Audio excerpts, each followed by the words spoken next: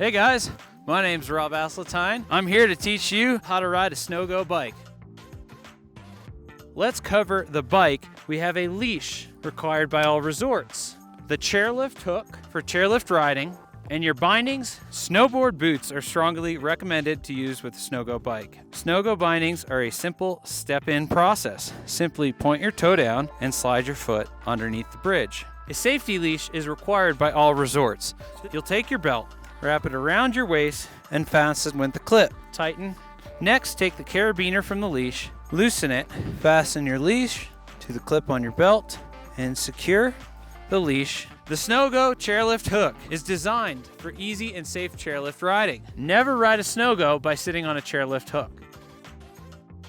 Go through the process of leaning the bike to the left and leaning the bike to the right. Lift up on each foot. You want to lean the bike over onto its edges. At this point, it cannot slide down the hill. We'll first want to practice on flat terrain. To turn a SNO-GO, you simply need to lean on your handlebars to initiate a turn, holding your body square over the bike, staying relaxed through your hips, your knees, and your ankles, and simply waiting on the front ski, leaning over from your left palm to your right palm. To get started, we're either going to ride the magic carpet at a resort or hike about 20 yards up a beginner slope, which is marked by the green circle on any trail map. We're going to begin to make what we call a half C turn. We'll point our bike 45 degrees across the hill and lean pressure into your inside palm. So I'm going to kick off here, put one foot down into the binding, downhill foot first, give a little push with my uphill foot. Off we go with our first half C turn, stepping in, 45-degree angles to the hill, leaning on the inside handlebar, uphill until we come to a complete stop. Next, what we'll do is create an inverted question mark. We'll start our first C turn, but then we'll commit to rolling over our edges and finishing the other direction.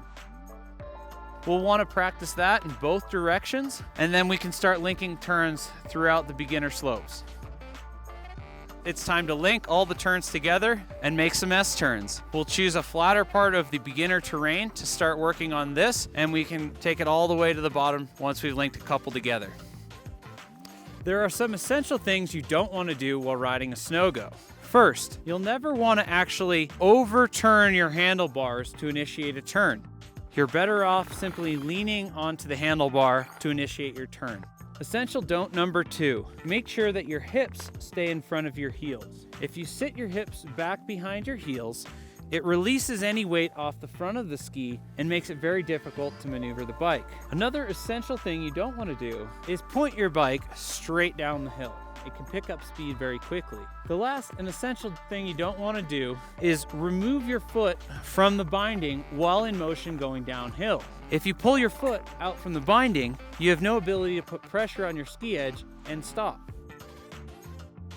Keep both feet firmly planted on the ground, hands controlling the handlebars. Scoot our way up to the loading sign. Firmly plant our feet to the side. Keep the bike away from our body.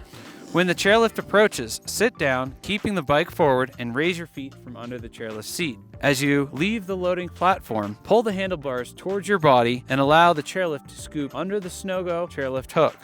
To unload off the chairlift, begin by raising the safety bar up. As you near the ramp, pull your handlebars towards your body to raise your front ski. Just moments before the bike hits the loading dock, give it a bump off of the chairlift. At this point, put one foot into the binding and push off with your other foot. As you slide down the ramp, place your second foot into the other binding.